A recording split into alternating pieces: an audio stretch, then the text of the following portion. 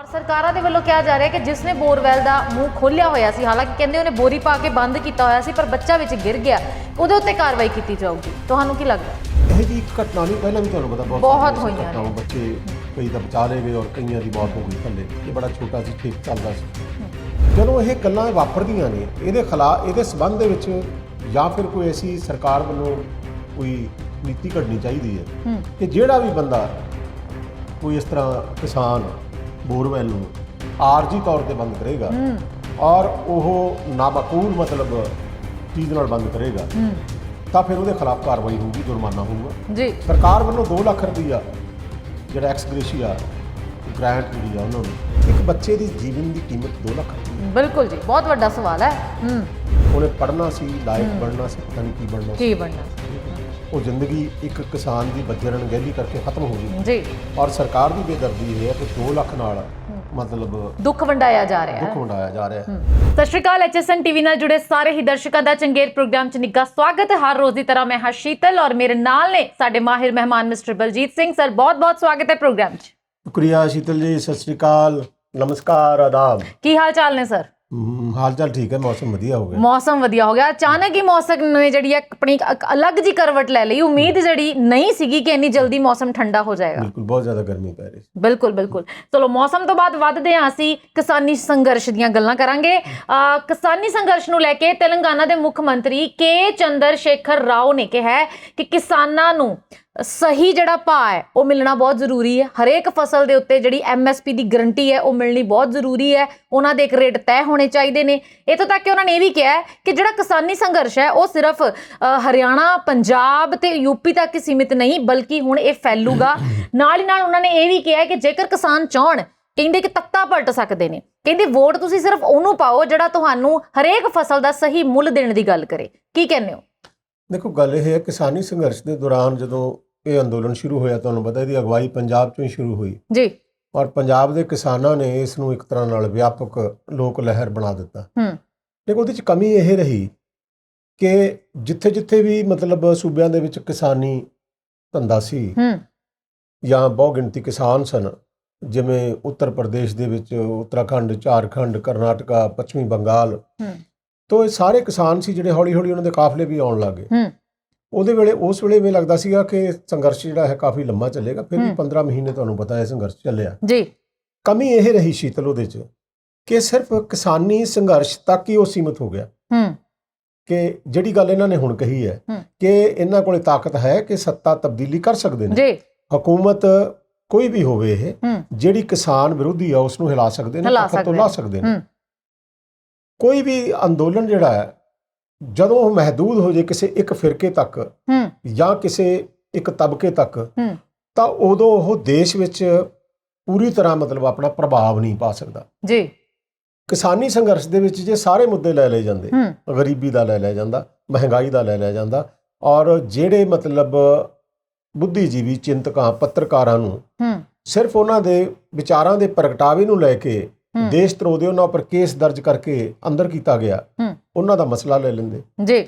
ਔਰ ਹਿੰਦੁਸਤਾਨ ਦੇ ਵਿੱਚ ਤੁਹਾਨੂੰ ਪਤਾ ਬਹੁਤ ਐਸੇ ਸੂਬੇ ਨੇ ਜਿੱਥੇ ਬਹੁਤ ਜ਼ਿਆਦਾ ਜਰਾਇਮ ਪੇਸ਼ਾ ਅਨਾਸਰ ਨੇ ਜੀ ਔਰ ਬਲਾਤਕਾਰ ਦੀਆਂ ਘਟਨਾਵਾਂ ਵਾਪਰਦੀਆਂ, ਲੁੱਟਾਂ ਖੋਹਾਂ ਦੀਆਂ ਘਟਨਾਵਾਂ ਵਾਪਰਦੀਆਂ ਨੇ, ਭ੍ਰਿਸ਼ਟਾਚਾਰ, ਰਿਸ਼ਵਤਖੋਰੀ ਹੈ।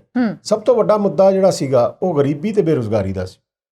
ਜੇ ਇਹ ਮੁੱਦੇ ਕਿਸਾਨ ਸੰਘਰਸ਼ ਦੇ ਵਿੱਚ ਪ੍ਰਮੁੱਖਤਾ ਨਾਲ ਉਠਾਏ ਜਾਂਦੇ ਤਾਂ ਫਿਰ ਇਹਦਾ ਚਿਹਰਾ ਮੇਰਾ ਹੋਰ ਹੋਣਾ ਸੀ, ਬਦਲ ਜਾਣਾ ਸੀ। ਠੀਕ ਹੈ, ਕਿਉਂਕਿ ਸਿਰਫ ਇਹ ਕਿਸਾਨਾਂ ਦੀਆਂ ਮੰਗਾਂ ਤੱਕ ਸੀਮਿਤ ਸੀ। 3 ਖੇਤੀ ਕਾਨੂੰਨ ਰੱਦ ਕਰਵਾਉਣ ਵਾਸਤੇ ਸੀ ਔਰ MSP ਦੀ ਕਾਨੂੰਨੀ ਗਾਰੰਟੀ ਜਿਹੜੀ ਸੀ ਉਹਦੇ ਸੰਬੰਧ ਵਿੱਚ ਸੀ। ਜਿਹੜੇ ਉਹ ਕਾਨੂੰਨ ਸੀ ਉਹ ਤਾਂ ਖੈਰ ਉਹਨਾਂ ਤੇ ਤਾਂ ਸੁਪਰੀਮ ਕੋਰਟ ਨੇ ਸਟੇ ਦਿੱਤਾ ਸੀਗਾ। ਲੇਕਿਨ ਇੱਕ ਗੱਲ ਹੋਰ ਹੈ ਕਿ ਉਹ ਸਟੇ ਤੋਂ ਬਾਅਦ ਵੀ ਇਹ ਸੰਘਰਸ਼ ਜਾਰੀ ਰਿਹਾ ਔਰ ਆਖਿਰਕਾਰ ਪ੍ਰਧਾਨ ਮੰਤਰੀ ਨੇ 5 ਰਾਜਾਂ ਦੀਆਂ ਚੋਣਾਂ ਤੋਂ ਪਹਿਲਾਂ ਮੁਖਾਤਿਬ ਹੋ ਕੇ ਸਾਰੇ ਦੇਸ਼ ਨੂੰ ਕਹਿਤਾ ਕਿ ਅਸੀਂ ਇਹ ਰੱਦ ਕਰਾਂਗੇ ਔਰ ਪਾਰਲੀਮੈਂਟ ਦੇ ਵਿੱਚ ਉਸੇ ਸੰਵਿਧਾਨਕ ਤਰੀਕੇ ਨਾਲ ਇਹ ਰੱਦ ਕਰ ਦਿੱਤੇ ਗਏ ਜਿਵੇਂ ਇਹਨਾਂ ਨੂੰ ਪਾਸ ਕੀਤਾ ਗਿਆ ਸੀ ਜੀ। ਲੇਕਿਨ ਉਸ ਤੋਂ ਬਾਅਦ ਫਿਰ ਸਵੈ ਵਿਰੋਧੀ ਬਿਆਨ ਵੀ ਆਉਣੇ ਸ਼ੁਰੂ ਹੋ ਗਏ। ਕਈ ਭਾਜਪਾ ਆਗੂਆਂ ਨੇ ਕਿਹਾ ਕਿ ਜੇ ਇੱਕ ਪੈਰ ਅਸੀਂ ਪਿੱਛੇ ਖਿੱਚਦੇ ਹਾਂ ਤਾਂ 2 ਅੱਗੇ ਵੀ ਜਾ ਸਕਦੇ ਹਾਂ, ਇਹ ਕਾਨੂੰਨ ਮੁੜ ਕੇ ਵੀ ਆ ਸਕਦੇ ਨੇ। ਤਾਂ ਇਸ ਤਰ੍ਹਾਂ ਦੀਆਂ ਗੱਲਾਂ ਹੋਈਆਂ। ਹੁਣ ਜਿਹੜਾ ਇਹਨਾਂ ਨੇ ਇਸ਼ਾਰਾ ਦਿੱਤਾ ਹੈ ਉਹ ਇਹ ਹੈ ਕਿ ਕਿਸਾਨ ਜੇ ਚਾਹੁਣ, ਜਦ ਦੇਸ਼ ਦੇ ਅੰਨਦਾਤਾ ਨੂੰ ਉਸ ਦੀ ਜਿਣਸ ਦਾ ਮੁੱਲ ਨਹੀਂ ਮਿਲਦਾ ਜੀ ਔਰ ਜਿਹੜੀ ਖੇਤੀ ਤੇ ਲਾਗਤ ਹੈ ਉਹ ਦੁਨੀ ਚੌਗਣੀ ਹੋ ਗਈ ਹੈ ਮੁਨਾਫਾ ਰਿਹਾ ਕੋਈ ਨਹੀਂਗਾ। ਕਿਸਾਨ ਕਰਜ਼ਦਾਰ ਹੋ ਗਏ ਨੇ, ਖੁਦਕੁਸ਼ੀਆਂ ਦੇ ਰਾਹ ਤੇ ਪਏ ਹੋਏ ਨੇ ਜੀ। ਔਰ ਦਿਨ ਬ ਦਿਨ ਜਿਹੜੀ ਖੇਤੀ ਉਹ ਮਹਿੰਗੀ ਹੁੰਦੀ ਜਾ ਰਹੀ ਹੈ। ਉਹਦੇ ਹਿਸਾਬ ਦੇ ਨਾਲ ਤਬਦੀਲੀ ਬਹੁਤ ਜ਼ਰੂਰੀ ਹੈ। ਤਬਦੀਲੀ ਕੀ ਹੋਣੀ ਚਾਹੀਦੀ ਹੈ ਕਿ ਉਸ ਤਰ੍ਹਾਂ ਦੀ ਸਰਕਾਰ ਆਵੇ ਜੋ ਕਿਸਾਨ ਪੱਖੀ ਹੋਵੇ, ਲੇਕਿਨ ਕਿਸਾਨੀ ਸੰਘਰਸ਼ ਦੇ ਵਿੱਚੋਂ ਕੋਈ ਐਸੀ ਮਤਲਬ ਪੋਲੀਟੀਕਲ ਫੋਰਸ ਪੈਦਾ ਨਹੀਂ ਹੋ ਸਕੀ। ਜੇ ਉਹ ਚਾਹੁੰਦੇ ਤਾਂ ਕਰ ਸਕਦੇ ਸੀ। ਸਿਰਫ ਇਹੀ ਮਤਲਬ ਹਾਰ ਨਹੀਂ ਪੜੀ ਗਏ ਕਿ ਅਸੀਂ ਜੀ ਗੈਰ ਸਿਆਸੀ ਹਾਂ। ਬਿਲਕੁਲ, ਰਾਜਨੀਤੀ ਨੂੰ ਲੈ ਕੇ ਇਹਨਾਂ ਦੀ ਆਪਸ ਦੇ ਵਿੱਚ ਜਿਹੜੀ ਹੈ ਵੱਡ ਟੁੱਕ ਵਾਲੀ ਗੱਲ ਸ਼ੁਰੂ ਹੋ ਗਈ। ਆਪਸ ਦੇ ਵਿੱਚ ਇੱਕੋ ਜੀ ਗੱਲ ਨਹੀਂ ਰਹੀ। ਉਹਦੇ ਕਾਰਨ ਜਿਹੜਾ ਹੈ ਕਿਸਾਨੀ ਸੰਘਰਸ਼ ਆਪਾਂ ਇੱਕ ਤਰ੍ਹਾਂ ਕਹਿ ਸਕਦੇ ਹਾਂ ਕਿ ਕਾਫੀ ਪਛੜ ਕੇ ਰਹਿ ਗਿਆ। ਭਾਵੇਂ ਹੁਣ ਕਿਹਾ ਜਾ ਰਿਹਾ ਹੈ ਕਿ ਇਹ ਬੜਾ ਅੱਗੇ ਫੈਲੂਗਾ ਜਾਂ ਕਿਸਾਨ ਤਖਤਾ ਪਲਟ ਸਕਦੇ ਨੇ। ਸੱਚ ਤੱਕ ਕਿਸਾਨ ਚਾਹਣ ਤਾਂ ਤਖਤਾ ਪਲਟ ਸਕਦੇ ਵੀ ਸਨ, ਪਰ ਜੇਕਰ ਉਹਨਾਂ ਦੀ ਇੱਕ ਸੋਚ ਹੁੰਦੀ। ਦੇਖੋ ਨਾ ਕਿ 42 ਜਥੇਬੰਦੀਆਂ ਔਰ ਪੰਜਾਬ ਦੀਆਂ 32 ਜਥੇਬੰਦੀਆਂ, 32 ਜਥੇਬੰਦੀਆਂ ਦੇ ਵਿੱਚ ਵੀ ਇੱਕਜੁੱਟਤਾ ਨਹੀਂ। ਤੁਹਾਨੂੰ ਪਤਾ ਜਿਹੜਾ ਚੰਡੀਗੜ੍ਹ 'ਚ ਹਾਲ ਹੀ 'ਚ ਧਰਨਾ ਲਾਇਆ ਸੀ, ਜਿਹੜਾ ਬਾਅਦ ਦੇ ਵਿੱਚ ਮੁੱਖ ਮੰਤਰੀ ਨਾਲ ਮੁਲਾਕਾਤ ਤੋਂ ਬਾਅਦ ਉਠਾ ਦਿੱਤਾ ਗਿਆ, ਉਹਦੇ 'ਚ 16 ਜਥੇਬੰਦੀਆਂ ਦੀ ਸ਼ਿਰਕਤ ਹੈ। ਅੱਛਾ, ਗੁਰਨਾਮ ਸਿੰਘ ਚੜੂਨੀ ਜਿਹੜੇ ਹਰਿਆਣੇ ਦੇ ਆਗੂ ਨੇ ਜਾਂ ਬਲਬੀਰ ਸਿੰਘ ਰਾਜੇਵਾਲ ਨੇ, ਉਹ ਚਾਹੁੰਦੇ ਨੇ ਕਿ ਹੁਕਮਰਾਨ ਬਣੇ ਕਿਸਾਨ, ਲੇਕਿਨ ਇਹ ਕਿਸਾਨ ਕੁਝ ਜਥੇਬੰਦੀਆਂ ਉਹ ਕਹਿੰਦੀਆਂ ਅਸੀਂ ਤਾਂ ਅੰਦੋਲਨ ਹੀ ਕਰਕੇ ਆਪਣੀਆਂ ਮੰਗਾਂ ਮਨਵਾਵਾਂਗੇ, ਯਾਨੀ ਉਹਨਾਂ ਨੂੰ ਹੁਕਮਰਾਨੀ ਮਨਜ਼ੂਰ ਨਹੀਂ ਹੈ। ਜੇ ਕਿਸਾਨੀ ਸੰਘਰਸ਼ ਦੇ ਵਿੱਚ ਇਹ ਐਲਾਨ ਕਰ ਦਿੱਤਾ ਜਾਂਦਾ ਕਿ ਅਸੀਂ ਹੁਣ ਸਿਆਸਤ 'ਚ ਸਰਗਰਮ ਹੋਵਾਂਗੇ ਔਰ ਜਿੱਥੇ ਜਿੱਥੇ ਵੀ ਚੋਣਾਂ ਹੋਣਗੀਆਂ ਲੋਕਾਂ ਨੂੰ ਲਾਮਬੰਦ ਕਰਾਂਗੇ, ਖਾਸ ਕਰਕੇ ਕਿਸਾਨਾਂ ਨੂੰ, ਔਰ ਅਸੀਂ ਆਪਣੇ ਉਮੀਦਵਾਰ ਖੜੇ ਕਰਾਂਗੇ ਔਰ ਰਾਸ਼ਟਰੀ ਪੱਧਰ ਤੇ ਇੱਕੋ ਪਾਰਟੀ ਕਿਸਾਨਾਂ ਦੀ ਹੋਏਗੀ ਜਿਹੜੀ ਚੋਣਾਂ ਲੜੇਗੀ। ਇਸ ਤਰ੍ਹਾਂ ਦਾ ਕੋਈ ਐਲਾਨ ਨਹੀਂ ਕੀਤਾ ਗਿਆ। ਤਾਂ ਇਹਦੇ ਨਾਲ ਇਹ ਹੈ ਕਿ ਜੇ ਤੁਹਾਡੇ ਕੋਲੇ ਤਾਕਤ ਹੀ ਨਹੀਂ ਤੇ ਤੁਸੀਂ ਰਵਾਇਤੀ ਸਿਆਸੀ ਪਾਰਟੀਆਂ ਜਿਹੜੀਆਂ ਸਵਾਰਥੀ ਨੇ, ਜਿਹੜੀਆਂ ਕਿਸਾਨ ਪੱਖੀ ਨਹੀਂ ਹਨ, ਜਿਹੜੀਆਂ ਲੋਕ ਵਿਰੋਧੀ ਨੇ, ਤੇ ਫਿਰ ਤੁਸੀਂ ਉਹਨਾਂ ਦੀ ਚੌਕਠ ਤੇ ਜਾ ਕੇ ਠੂਠੇ ਲੈ ਕੇ ਬੈਠੋਗੇ ਕਿ ਸਾਡੀਆਂ ਮੰਗਾਂ ਮੰਨੋ। ਕਿਉਂ ਮੰਨਣਗੇ? ਬਿਲਕੁਲ, ਤੁਹਾਡੀ ਗੱਲ ਬਿਲਕੁਲ ਠੀਕ ਹੈ ਸਰ। ਇਹਦੇ ਨਾਲ ਹੀ ਅਗਲੇ ਮੁੱਦੇ ਵੱਲ ਵੱਧਦੇ ਹਾਂ। ਤੇਲ ਦੀਆਂ ਕੀਮਤਾਂ ਦੇ ਨਾਲ ਹਾਹਾਕਾਰ ਮਚੀ ਹੋਈ ਸੀ। ਆਮ ਬੰਦੇ ਦੀ ਜੇਬ ਦੇ ਉੱਤੇ ਕਿੰਨਾ ਫਰਕ ਸੀ, ਉਹਦੇ ਬਜਟ ਦੇ ਉੱਤੇ ਕਿੰਨਾ ਫਰਕ ਸੀ, ਆਪਾਂ ਸਾਰੇ ਜਾਣਦੇ ਹਾਂ, ਕਿਉਂਕਿ ਆਪਾਂ ਵੀ ਉਸ ਪੂਰੇ ਸਰਕਲ ਦੇ ਵਿੱਚ ਸ਼ਾਮਲ ਹਾਂ ਜਿਹੜਾ ਸਰਕਲ ਇੱਕ ਆਮ ਵਿਅਕਤੀ ਸਹਿ ਰਿਹਾ ਸੀ। ਤੇਲ ਦੀਆਂ ਕੀਮਤਾਂ, ਪੈਟਰੋਲ ਦੀਆਂ, ਡੀਜ਼ਲ ਦੀਆਂ ਕੀਮਤਾਂ ਇੰਨੀਆਂ ਕੁ ਜ਼ਿਆਦਾ ਵਧੀਆਂ ਹੋਈਆਂ ਸਨ, ਜਿਹਨੂੰ ਲੈ ਕੇ ਲੋਕਾਂ ਨੇ ਕਾਫੀ ਵਿਰੋਧ ਵੀ ਕੀਤਾ।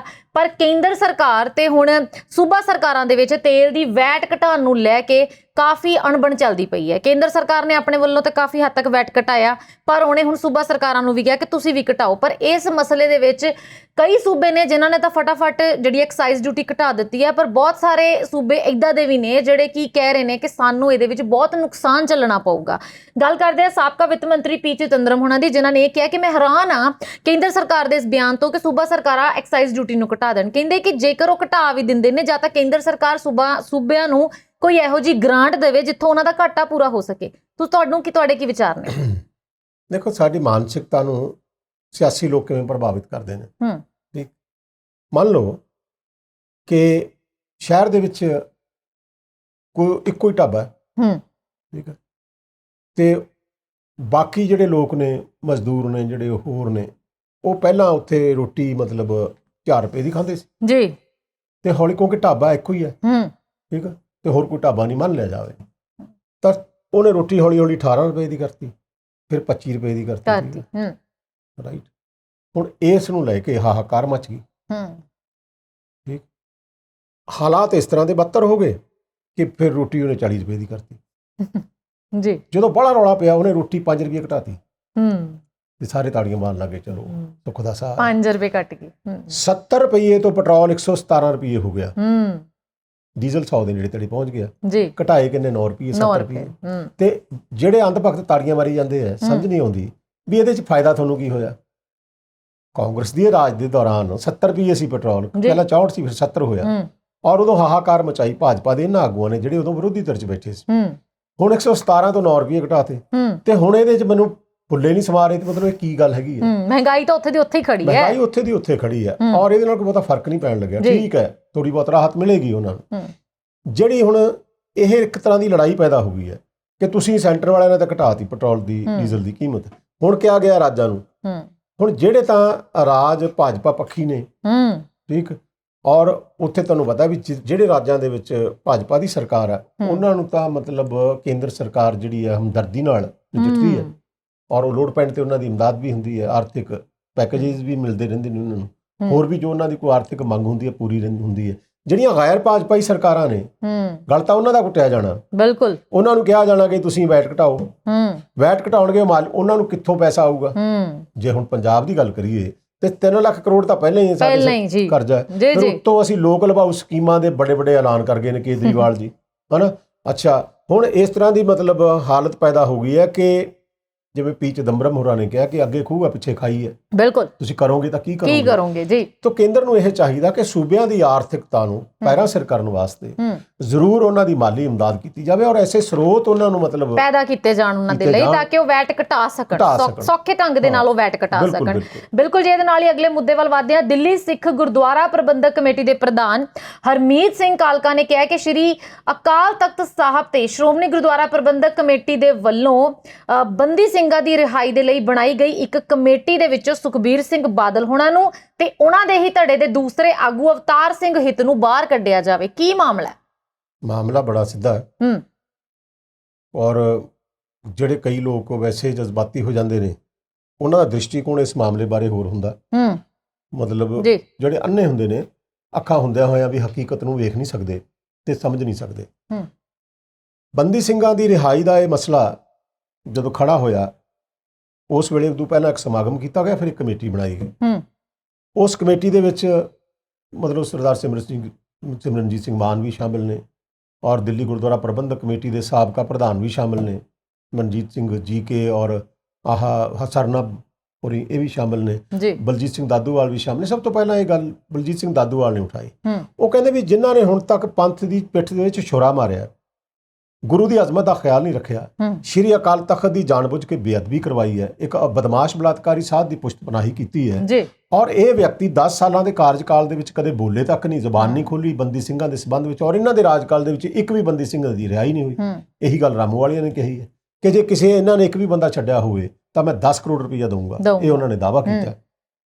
ਇਹਦਾ ਮਤਲਬ ਇਹ ਹੈ ਕਿ ਇਹ ਜਿਹੜਾ ਸਾਰਾ ਟਮਟਮ ਹੈ, ਇਹ ਨਾਟਕ ਹੈ ਜਿਹੜਾ ਧਾਰਮਿਕ ਤੌਰ ਤੇ ਇਹ ਸਿਰਫ ਬਾਦਲ ਪਰਿਵਾਰ ਦੀ ਜਿਹੜੀ ਖੁੱਸ ਚੁੱਕੀ ਸਿਆਸੀ ਸਾਖ ਹੈ ਉਸ ਨੂੰ ਮੁੜ ਸੁਰਜੀਤ ਕਰਨ ਵਾਸਤੇ ਇਹ ਕੀਤਾ ਜਾ ਰਿਹਾ। ਸਭ ਤੋਂ ਪਹਿਲਾਂ ਜਦੋਂ ਬਲਜੀਤ ਸਿੰਘ ਦਾਦੂਵਾਲ ਨੇ ਕਿਹਾ ਕਿ ਇਹ ਬੰਦਾ ਸੁਖਬੀਰ ਬਾਦਲ ਨਹੀਂ ਹੋਣਾ ਚਾਹੀਦਾ ਇਹਦੇ ਵਿੱਚ, ਕਿਉਂਕਿ ਉਹੀ ਬੰਦੇ ਨੇ ਜਿਨ੍ਹਾਂ ਨੇ ਇਸ ਮਸਲੇ ਦੇ ਉੱਤੇ ਕਦੇ ਵੀ ਕੁਝ ਨਹੀਂ ਕੀਤਾ ਔਰ ਇਹ ਹੁਣ ਖਿਆਲ ਇਹਨਾਂ ਨੂੰ ਜਿਹੜਾ ਇਹ ਆਇਆ ਇਹ ਸਿਰਫ ਆਪਣੇ ਵਜੂਦ ਨੂੰ ਬਚਾਉਣ ਵਾਸਤੇ ਹੈ ਔਰ ਇਹ ਬੜਾ ਸ਼ਾਤਰ ਕੰਮ ਕਰ ਰਹੇ ਨੇ।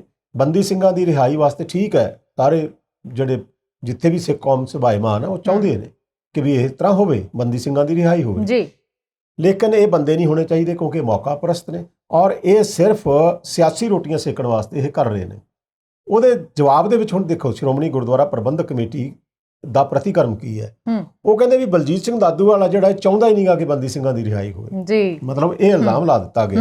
ਪਰ ਇਕੱਲੇ ਬਲਜੀਤ ਸਿੰਘ ਦਾਦੂਵਾਲ ਨਹੀਂ, ਜਿਹੜੇ ਦੋ ਨਾਂ ਤੁਸੀਂ ਲਏ ਇਹ ਵੀ ਸ਼ਾਮਿਲ ਨੇ। ਹੁਣ ਇਸ ਕਮੇਟੀ ਦੇ ਵਿੱਚ ਇੱਕ ਤਰ੍ਹਾਂ ਨਾਲ ਘਮਾਸਾਨ ਮਚਿਆ ਹੋਇਆ ਔਰ ਇਹ ਗੱਲ ਤਾਂ ਕਿਸੇ ਤੋਂ ਲੁਕੀ ਛੁਪੀ ਹੈ ਨਹੀਂ ਨਾ ਕਿ ਬਾਦਲ ਪਰਿਵਾਰ ਆ ਜਿਹੜਾ ਉਹ ਪੰਥ ਵਿਰੋਧੀ ਹੈ ਔਰ ਇਹਨਾਂ ਜਰਵਾਣਿਆਂ ਨੇ ਨੁਕਸਾਨ ਨਹੀਂ ਕੀਤਾ ਪੰਥ ਦਾ ਜਿੰਨਾ ਇਹਨਾਂ ਨੇ ਕੀਤਾ ਔਰ ਇਹ ਕਦੇ ਵੀ ਮਤਲਬ ਸਿੱਖੀ ਦੇ ਮੁੱਦਾ ਨਹੀਂ ਰਹੇ ਔਰ ਇਹਨਾਂ ਨੇ ਸਿੱਖੀ ਵਾਸਤੇ ਕੁਝ ਨਹੀਂ ਕੀਤਾ।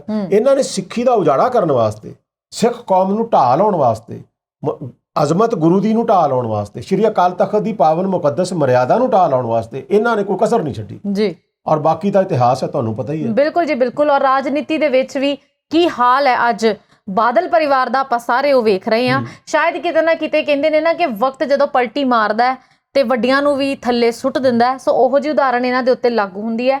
ਅਗਲੀ ਖਬਰ ਵੱਲ ਵੱਧਦੇ ਹਾਂ।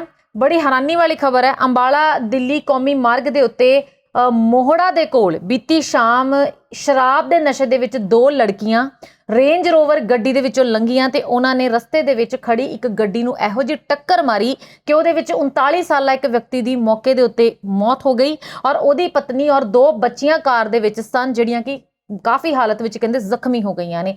ਲੜਕੀਆਂ ਜਿਹੜੀਆਂ ਕਿ ਨਸ਼ੇ ਦੇ ਵਿੱਚ ਲੁਪਤ ਸਨ, ਉਹਨਾਂ ਨੂੰ ਥਾਣੇ ਦੀ ਪੁਲਿਸ ਜਿਹੜੀ ਹੈ ਲੈ ਗਈ। ਉਹਨਾਂ ਨੇ ਸਵਾਲ ਜਵਾਬ ਕੀਤੇ, ਉਹਨਾਂ ਦੇ ਮਾਤਾ ਪਿਤਾ ਨੂੰ ਬੁਲਾਇਆ, ਗੱਲਬਾਤ ਕੀਤੀ ਗਈ, ਉਹਨਾਂ ਨੂੰ ਅੰਦਰ ਤਾਂ ਕਰ ਦਿੱਤਾ ਗਿਆ। ਪਰ ਇਹ ਵੀ ਸੁਣਨ ਚ ਆਇਆ ਕਿ ਉਹਨਾਂ ਦੇ ਮਾਤਾ ਪਿਤਾ ਦੇ ਵੱਲੋਂ ਕਿਹਾ ਗਿਆ ਕਿ ਲੜਕੀਆਂ ਘਰੋਂ ਝੂਠ ਬੋਲ ਕੇ ਬਾਹਰ ਆਈਆਂ ਸੀ।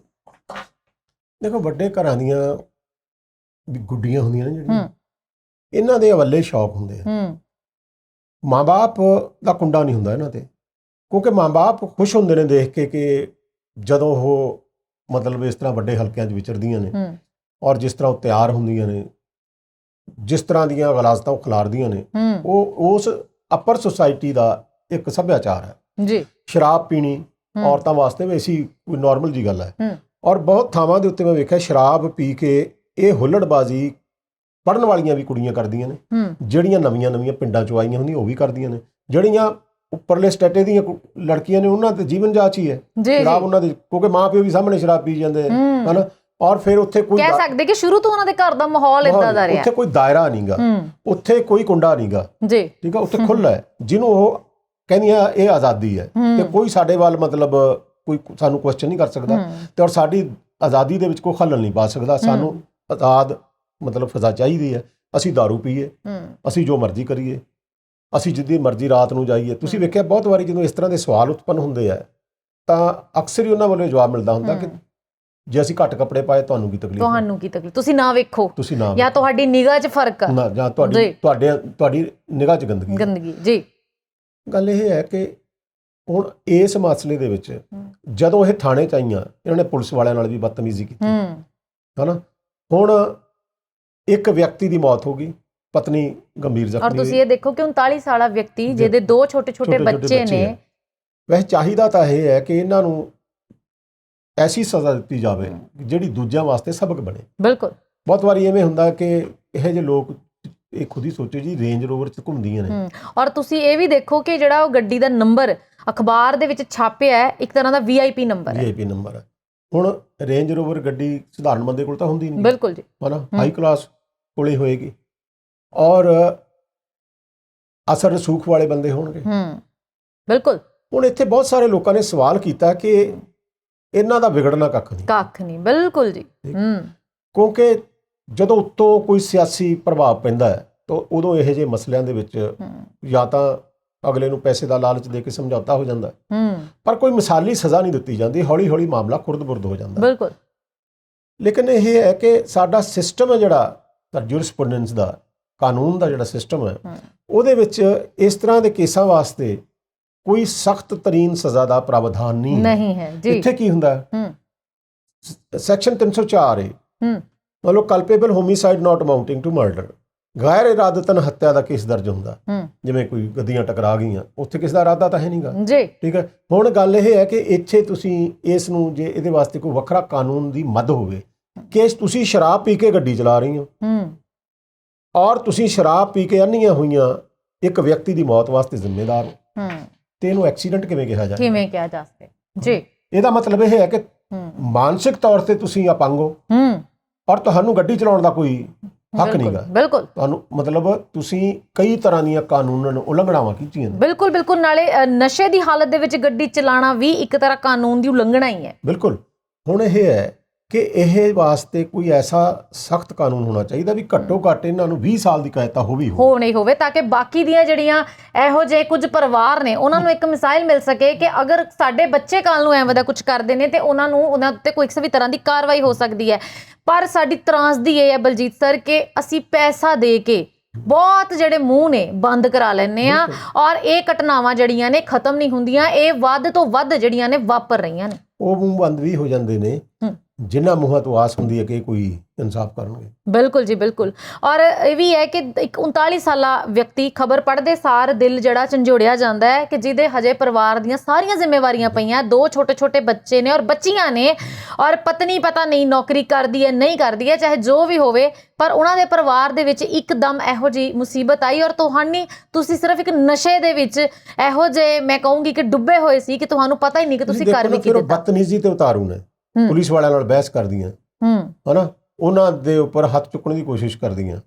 ਮਤਲਬ ਗੱਲ ਇਹ ਹੈਗੀ ਹੈ ਕਿ ਜੇ ਉੱਥੇ ਕੋਈ ਮੁੰਡੇ ਹੁੰਦੇ ਤਾਂ ਪੁਲਿਸ ਵਾਲਿਆਂ ਨੇ ਮਾਰ ਲੇਤਰੇ ਸਿੱਧੇ ਕਰ ਦੇਣੇ ਸੀ, ਪਰ ਚਾਹੀਦਾ ਇੱਥੇ ਵੀ ਉਹੀ ਕੁਝ ਸੀਗਾ। ਬਿਲਕੁਲ। ਔਰ ਉਹਨਾਂ ਦੇ ਮਾਰ ਚਪੇੜਾਂ ਉਹਨਾਂ ਦੀ ਪਹਿਲਾਂ ਤਾਂ ਧੜ ਟਿਕਾਣੇ ਕੀਤੀ ਹੁੰਦੀ ਤੇ ਉਹਨਾਂ ਦੀ ਸਾਰੀ ਲੈ ਜਾਂਦੀ, ਮੁੜ ਕੇ ਹੋਸ਼ੋ ਆਵਾਜ਼ 'ਚ ਫਿਰ ਉਹਨਾਂ ਨੂੰ ਲਿਜਾ ਕੇ ਉਹਨਾਂ ਦਾ ਮੈਡੀਕਲ ਕਰਾ ਕੇ ਤੇ ਉਹਨਾਂ ਨੂੰ ਪੁਲਿਸ ਰਿਮਾਂਡ ਲਿਆ ਹੁੰਦਾ ਤੇ ਫਿਰ ਉਹਨਾਂ ਤੋਂ ਪੁੱਛਗਿੱਛ ਹੁੰਦੀ। ਫਿਰ ਉਹਨੂੰ ਪੁੱਛਿਆ ਤੂੰ ਆਈਆਂ ਕਿੱਥੋਂ ਹੋ ਤੁਸੀਂ ਰਾਤ ਨੂੰ ਤੇ ਪੀਤੀ ਕਿਹਦੇ ਨਾਲ ਆ ਤੁਸੀਂ। ਬਿਲਕੁਲ। ਉਹ ਸਾਰਾ ਕੁਝ ਫਿਰ ਸਾਹਮਣੇ ਆਉਂਦਾ। ਮਤਲਬ ਹਰ ਗਲਾਸ ਤੋਂ ਉਹਨਾਂ ਦੇ ਕਿਰਦਾਰ ਦੀ ਇਸ ਸਮਾਜ ਦੇ ਸਨਮੁਖ ਹੁੰਦੀ।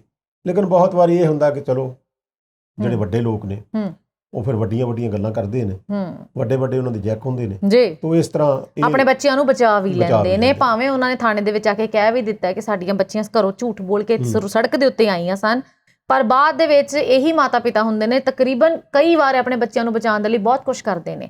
ਸੋ ਅਸੀਂ ਉਮੀਦ ਕਰਦੇ ਹਾਂ ਕਿ ਇਸ ਮਸਲੇ ਦੇ ਵਿੱਚ ਕੁਝ ਐਵੇਂ ਦਾ ਨਾ ਹੋਵੇ। ਜਿਹੜਾ ਕਲਪ੍ਰਿਟ ਹੈ ਉਹਨੂੰ ਸਜ਼ਾ ਮਿਲੇ ਤੇ ਉਹਨੂੰ ਇਹ ਪਤਾ ਲੱਗੇ। ਮਾਂ-ਬਾਪ ਨੂੰ ਚਾਹੀਦਾ ਸੀ ਪਹਿਲਾਂ ਦੇ ਉਹਨਾਂ ਦੀ ਉੱਥੇ ਛਤਰੌਲ ਕਰਦੇ ਦੋਨਾਂ ਜਣੀਆਂ ਦੀ ਥਾਣੇ 'ਚ ਜੀ। ਬਹੁਤ ਵਾਰੀ ਐਵੇਂ ਹੋਇਆ, ਬਹੁਤ ਸਾਰੇ ਮਾਂ-ਬਾਪ ਨੇ। ਮੈਂ ਖੁਦ ਵੇਖਿਆ ਇੱਕ ਵਾਰੀ ਬਠਿੰਡੇ ਇੱਕ ਬਹੁਤ ਨਾਮੀ ਵਿਅਕਤੀ, ਉਹਨਾਂ ਦੇ ਬੇਟੇ ਨੇ ਕੋਈ ਇਸ ਤਰ੍ਹਾਂ ਕੋਈ ਬਦਤਮੀਜ਼ੀ ਕਰਤੀ ਤੇ ਉਹਨਾਂ ਨੂੰ ਥਾਣੇ ਬੰਦ ਕਰਤਾ ਲਿਜਾ ਕੇ। ਉਹਦੇ ਫਾਦਰ ਉੱਥੇ ਗਏ ਜੀ, ਉਹ ਕਹਿੰਦੇ ਇਹਨੂੰ 2 ਮਿੰਟ ਬਾਹਰ ਕੱਢੋ, ਮੈਂ ਇਹਦੇ ਨਾਲ ਗੱਲ ਕਰਨੀ ਹੈ। ਤੇ ਉਹ ਅੱਛੇ ਬੰਦੇ ਰਸੂਖ ਵਾਲੇ, ਬਠਿੰਡਾ ਜਾਣਦਾ ਸਾਰਿਆਂ ਨੂੰ, ਉਹਨੇ ਕੱਢ ਕੇ ਫਿਰ ਉਹਦੀ ਐਸੀ ਛਿੱਲ ਲਾਹੀ ਤਾਂ ਫਿਰ ਤੀਰਾ ਵਰਗਾ ਸਿੱਧਾ ਹੋ ਗਿਆ ਤੇ ਪੁਲਿਸ ਵਾਲਿਆਂ ਨੇ ਛਡਾਇਆ ਉਹਨੂੰ। ਅੱਛਾ, ਪੁਲਿਸ ਵਾਲਿਆਂ ਨੇ ਛਡਾਇਆ ਵੀ ਨਾ ਜੀ ਤੁਸੀਂ ਇੰਨਾ ਨਾ ਮਾਰੋ, ਇੰਨਾ ਤਾਂ ਅਸੀਂ ਵੀ ਨਹੀਂ ਕਦੇ ਕੁੱਟਿਆ ਕਿਸੇ ਬੰਦੇ ਨੂੰ। ਤਾਂ ਠੀਕ ਐਂ ਆਉਂਦੇ ਆ ਜੇ ਸ਼ੁਰੂ ਤੋਂ ਲਿਤਰਾ ਫੇਰਿਆ ਹੋਵੇ ਨਾ ਬੱਚਿਆਂ ਤੇ, ਜ਼ਬਤ ਰੱਖਿਆ ਹੋਵੇ, ਉਹਨਾਂ ਨੂੰ ਚੰਗੀ ਸਿੱਖਿਆ ਦਿੱਤੀ ਹੋਵੇ, ਬਿਲਕੁਲ ਹੈ ਨਾ। ਬਹੁਤ ਬਾਰੇ ਮੈਂ ਦੇਖਿਆ, ਬਹੁਤ ਸਾਰੇ ਮਾਂ-ਬਾਪ ਜਿਹੜੇ ਅਮੀਰ ਤਰੀਨ ਨੇ ਉਹ ਬੱਚੇ ਨੂੰ ਸਾਈਕਲ ਤੇ ਸਕੂਲ ਭੇਜਦੇ ਆ ਕਿਉਂਕਿ ਉਹਨੂੰ ਜੀਵਨ ਨੂੰ ਸੰਘਰਸ਼ ਦਾ ਪਤਾ ਲੱਗੇ, ਉਹਨੂੰ ਪਤਾ ਲੱਗੇ ਜੀਵਨ 'ਚ ਜੱਦੋ-ਜਹਿਦ ਦਾ ਕੀ ਮਤਲਬ ਹੈ। ਬਿਲਕੁਲ। ਔਰ ਸਾਈਕਲ ਕੀ ਹੈ। ਔਰ ਜੋ ਕਈ ਇਹੋ ਜਿਹੇ ਵੀ ਹੈਗੇ ਨੇ ਕਿ ਉਹ ਜੇ ਜੰਮਦਾ ਨਹੀਂ ਹੁੰਦਾ ਉਹਨੂੰ ਪਹਿਲਾਂ ਕੋਈ ਨਾ ਹਰ ਟੈਬਲੇਟ ਫੜਾ ਦਿੰਦੇ ਆ ਜੀ। ਹੁਣ ਅਗਲਾ ਚਾਨਣਾ ਪਾਉਂਦੇ ਆ ਅਸੀਂ ਸਭ ਤੋਂ ਦੁਖਦਾਇਕ ਖਬਰ ਦੇ ਵੱਲ। ਹੁਸ਼ਿਆਰਪੁਰ ਜ਼ਿਲ੍ਹੇ ਦੇ ਪਿੰਡ ਗੜਦੀਵਾਲਾ ਦੇ ਨਜ਼ਦੀਕ ਪਿੰਡ ਸੀਗਾ ਇੱਕ ਹੋਰ, ਖਿਆਲਾ ਬੁਲੰਦ, ਜਿਹਦੇ ਵਿੱਚ ਇੱਕ ਪ੍ਰਵਾਸੀ ਬੱਚਾ ਜੋ ਕਿ 6 ਸਾਲ ਦਾ ਸੀ 100 ਫੁੱਟ ਦੇ ਬੋਰਵੈਲ ਦੇ ਵਿੱਚ ਗਿਰ ਗਿਆ ਤੇ ਉਹਦੀ ਮੌਤ ਹੋ ਗਈ। ਇਹੋ ਜਿਹੀਆਂ ਖਬਰਾਂ ਜਦੋਂ ਆਉਂਦੀਆਂ ਨੇ ਤੇ ਕਈ ਸਵਾਲ ਜਿਹੜੇ ਨੇ ਖੜੇ ਹੁੰਦੇ ਨੇ ਔਰ ਸਰਕਾਰਾਂ ਦੇ ਵੱਲੋਂ ਕਿਹਾ ਜਾ ਰਿਹਾ ਕਿ ਜਿਸਨੇ ਬੋਰਵੈਲ ਦਾ ਮੂੰਹ ਖੋਲਿਆ ਹੋਇਆ ਸੀ, ਹਾਲਾਂਕਿ ਕਹਿੰਦੇ ਉਹਨੇ ਬੋਰੀ ਪਾ ਕੇ ਬੰਦ ਕੀਤਾ ਹੋਇਆ ਸੀ, ਪਰ ਬੱਚਾ ਵਿੱਚ ਗਿਰ ਗਿਆ, ਉਹਦੇ ਉੱਤੇ ਕਾਰਵਾਈ ਕੀਤੀ ਜਾਊਗੀ। ਤੁਹਾਨੂੰ ਕੀ ਲੱਗਦਾ? ਬਿਲਕੁਲ, ਇਹ ਬੜੀ ਮਤਲਬ ਕਹਿ ਲਓ ਬੇਅਕਲੀ ਕਿਸਾਨ ਦੇ ਸਬੰਧ ਦੇ ਵਿੱਚ ਔਰ ਗੈਰ ਜ਼ਿੰਮੇਵਾਰਾਨਾ ਇਹ ਵਿਵਹਾਰ ਦੀ ਨਿਸ਼ਾਨੀ ਹੈ ਜੀ। ਇਹ ਜੀ ਇੱਕ ਘਟਨਾ ਨਹੀਂ, ਪਹਿਲਾਂ ਵੀ ਤੁਹਾਨੂੰ ਪਤਾ ਬਹੁਤ ਸਾਰੀਆਂ ਘਟਨਾਵਾਂ, ਬੱਚੇ ਕਈ ਤਾਂ ਬਚਾ ਲਏ ਗਏ ਔਰ ਕਈਆਂ ਦੀ ਮੌਤ ਹੋ ਗਈ ਥੱਲੇ। ਇਹ ਬੜਾ ਛੋਟਾ ਸੀ, 6 ਸਾਲ ਦਾ ਸੀ। ਤੁਸੀਂ ਬੋਰੀ ਪਾ ਕੇ ਉਹਨੂੰ ਬੰਦ ਕੀਤਾ ਹੋਇਆ ਤੇ ਬੋਰੀ ਤਾਂ ਉੱਥੋਂ ਕੋਈ ਵੀ ਮਤਲਬ ਜਾਨਵਰ ਵੀ ਪੱਟ ਸਕਦਾ, ਉਹਨੂੰ ਪੱਕੇ ਤੌਰ ਤੇ ਬੰਦ ਕਿਉਂ ਨਹੀਂ ਕੀਤਾ ਗਿਆ? ਪਹਿਲੀ ਗੱਲ ਜੀ, ਇਹ ਜਿਸ ਕਿਸਾਨ ਦੇ ਕਾਰਨ ਇਹ ਦੁੱਖ ਦਾ ਘਟਨਾ ਵਾਪਰੀ ਹੈ, ਪਹਿਲੀ ਗੱਲ ਉਹਦੇ ਖਿਲਾਫ ਗੈਰ ਇਰਾਦਤਨ ਮਰਡਰ ਦਾ ਕੇਸ ਦਰਜ ਹੋਣਾ ਚਾਹੀਦਾ ਜੀ, ਕਿਉਂਕਿ ਉਹ ਇੱਕ ਬੱਚੇ ਦੀ ਮੌਤ ਦਾ ਜ਼ਿੰਮੇਦਾਰ ਹੈ ਔਰ ਉਹਨੂੰ ਮਿਸਾਲੀ ਸਜ਼ਾ ਦਿੱਤੀ ਜਾਣੀ ਚਾਹੀਦੀ ਹੈ ਤਾਂ ਕਿ ਦੂਜੇ ਕਿਸਾਨਾਂ ਦੇ ਵੀ ਕੰਨ ਹੋਣ। ਜਦੋਂ ਇਹ ਗੱਲਾਂ ਵਾਪਰਦੀਆਂ ਨੇ ਇਹਦੇ ਖਿਲਾਫ, ਇਹਦੇ ਸਬੰਧ ਦੇ ਵਿੱਚ ਜਾਂ ਫਿਰ ਕੋਈ ਐਸੀ ਸਰਕਾਰ ਵੱਲੋਂ ਕੋਈ ਨੀਤੀ ਘੜਨੀ ਚਾਹੀਦੀ ਹੈ ਕਿ ਜਿਹੜਾ ਵੀ ਬੰਦਾ ਕੋਈ ਇਸ ਤਰ੍ਹਾਂ ਕਿਸਾਨ ਬੋਰਵੈਲ ਨੂੰ ਆਰਜੀ ਤੌਰ ਤੇ ਬੰਦ ਕਰੇਗਾ ਔਰ ਉਹ ਨਾਮਕੂਲ ਮਤਲਬ ਚੀਜ਼ ਨਾਲ ਬੰਦ ਕਰੇਗਾ ਤਾਂ ਫਿਰ ਉਹਦੇ ਖਿਲਾਫ ਕਾਰਵਾਈ ਹੋਊਗੀ, ਜੁਰਮਾਨਾ ਹੋਊਗਾ ਜੀ, ਔਰ ਉਹ ਜੁਰਮਾਨੇ ਦੀ ਰਾਸ਼ੀ 5 ਲੱਖ ਹੋਊਗੀ ਜਾਂ 10 ਲੱਖ ਹੋਊਗੀ, ਮਤਲਬ ਤਾਂ ਕਿ ਉਹਨਾਂ ਨੂੰ ਉਹਨਾਂ ਦੀ ਹੋਸ਼ ਟਿਕਾਣੇ ਆਵੇ ਤੇ ਬਾਕੀ ਵੀ ਇਸ ਗੱਲ ਤੋਂ ਸਬਕ ਲੈ ਕੇ ਇਸ ਤਰ੍ਹਾਂ ਦੀ ਕੋਤਾਹੀਆਂ ਨਾ ਕਰਨ। ਹੁਣ ਦੂਜੇ ਪਾਸੇ ਦੇਖੋ, ਸਰਕਾਰ ਵੱਲੋਂ 2 ਲੱਖ ਰੁਪਈਆ ਜਿਹੜਾ ਐਕਸਗ੍ਰੇਸ਼ੀਆ ਗ੍ਰਾਂਟ ਜਿਹੜੀ ਆ ਉਹਨਾਂ ਨੂੰ ਪਰਿਵਾਰ ਨੂੰ ਦੇਣ ਦਾ ਐਲਾਨ ਕੀਤਾ ਗਿਆ। ਇੱਕ ਬੱਚੇ ਦੀ ਜੀਵਨ ਦੀ ਕੀਮਤ 2 ਲੱਖ ਰੁਪਈਆ, ਬਿਲਕੁਲ ਜੀ, ਬਹੁਤ ਵੱਡਾ ਸਵਾਲ ਹੈ। ਉਹਨੇ ਵੱਡੇ ਹੋਣਾ ਸੀ, ਪਰਿਵਾਰ ਦੇ ਮਤਲਬ ਉਪਜੀਵਿਕਾ ਦੇ ਸਾਧਨਾਂ ਵਿੱਚ ਯੋਗਦਾਨ ਪਾਉਣਾ ਸੀ ਜੀ, ਉਹਨੇ ਪੜ੍ਹਨਾ ਸੀ, ਲਾਇਕ ਬਣਨਾ ਸੀ, ਪਤਾ ਨਹੀਂ ਕੀ ਬਣਨਾ ਸੀ, ਠੀਕ ਹੈ। ਉਹ ਜ਼ਿੰਦਗੀ ਇੱਕ ਕਿਸਾਨ ਦੀ ਬੱਜਰ ਅਣਗਹਿਲੀ ਕਰਕੇ ਖਤਮ ਹੋ ਗਈ ਜੀ, ਔਰ ਸਰਕਾਰ ਦੀ ਬੇਦਰਦੀ ਇਹ ਹੈ ਕਿ 2 ਲੱਖ ਨਾਲ ਮਤਲਬ ਦੁੱਖ ਵੰਡਾਇਆ ਜਾ ਰਿਹਾ ਹੈ।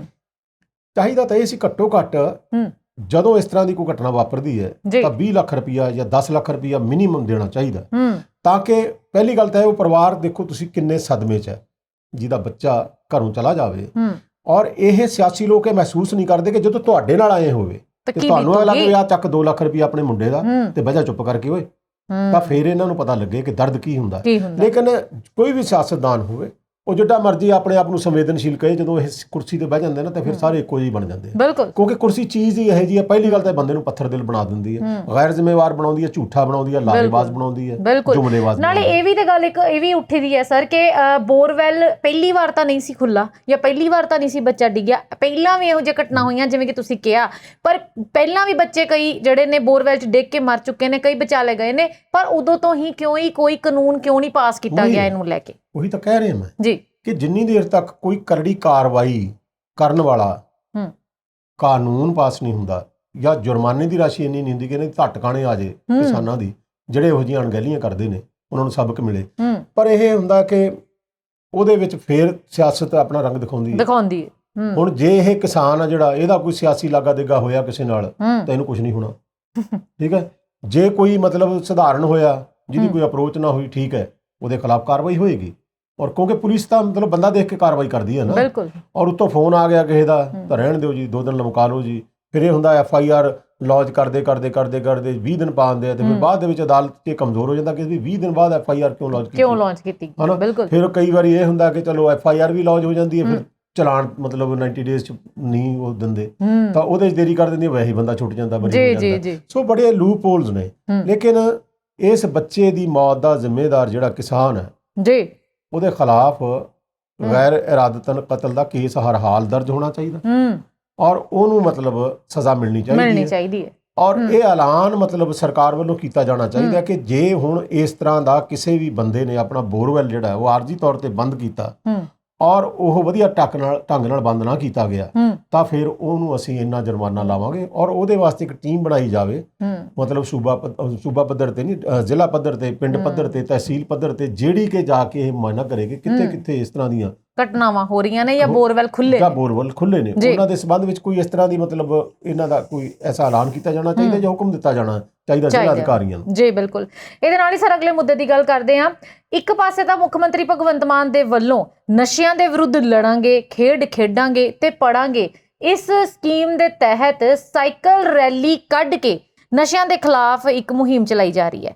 ਇੱਕ ਪੱਖ ਉਹ ਹੈ ਜਿਹਦੇ ਵਿੱਚ ਹਜ਼ਾਰਾਂ ਲੋਕ ਸ਼ਾਮਲ ਹੁੰਦੇ ਨੇ। ਇਹ ਰੈਲੀ ਜਿਹੜੀ ਸ਼ੁਰੂ ਹੁੰਦੀ ਹੈ, ਬਹੁਤ ਲੰਬੀ ਰੈਲੀ ਚੱਲਦੀ ਹੈ। ਇਹਦੇ ਵਿੱਚ ਲੋਕਾਂ ਨੂੰ ਪੜ੍ਹਾਈ ਵੱਲ, ਨਸ਼ਿਆਂ ਨੂੰ ਛੱਡ ਕੇ ਪੜ੍ਹਾਈ ਵੱਲ ਲਾਉਣ ਦੀ ਗੱਲ ਕੀਤੀ ਜਾ ਰਹੀ ਹੈ। ਪਰ ਦੂਜੇ ਪਾਸੇ ਇੱਕ ਖਬਰ ਇਹ ਵੀ ਸਾਡੇ ਸਾਹਮਣੇ ਹੈ, ਜਿਹੜਾ ਕਿ ਇਹਦਾ ਦੂਜਾ ਪੱਖ ਹੈ ਕਿ ਇੱਕ ਪੁਲਿਸ ਮੁਲਾਜ਼ਮਾਂ ਦੇ ਵੱਲੋਂ, ਥਾਣਿਆਂ ਦੇ ਵੱਲੋਂ ਇੱਕ ਹੈਲਪਲਾਈਨ ਨੰਬਰ ਜਾਰੀ ਕੀਤਾ ਗਿਆ ਸੀਗਾ ਲੋਕਾਂ ਦੇ ਲਈ ਕਿ ਜਿੱਥੇ ਤੁਹਾਨੂੰ ਲੱਗਦਾ ਹੈ ਕਿ ਨਸ਼ਾ ਤਸਕਰ ਹੈਗੇ ਨੇ, ਤੁਸੀਂ ਸਾਨੂੰ ਉਹਨਾਂ ਦੀ ਜਾਣਕਾਰੀ ਦੇ ਸਕਦੇ ਹੋ।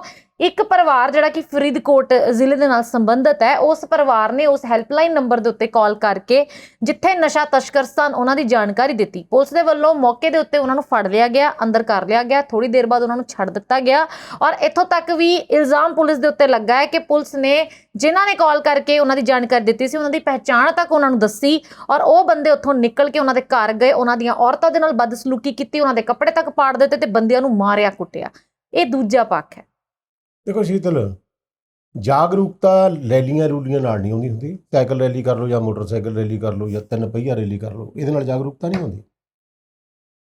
ਚੇਤਨਤਾ ਜਿਹੜੀ ਜਾਂ ਜਾਗਰੂਕਤਾ ਹੈ, ਇਹ ਇੱਕ ਬੜਾ ਡੂੰਘਾ ਅਹਿਸਾਸ ਹੈ ਔਰ ਉਹਦੇ ਵਾਸਤੇ ਇੱਕ ਵਾਤਾਵਰਣ ਹੋਣਾ ਚਾਹੀਦਾ ਕਿ ਉਹ ਅਹਿਸਾਸ ਤੁਹਾਡੇ ਅੰਦਰ ਪਣਪੇ।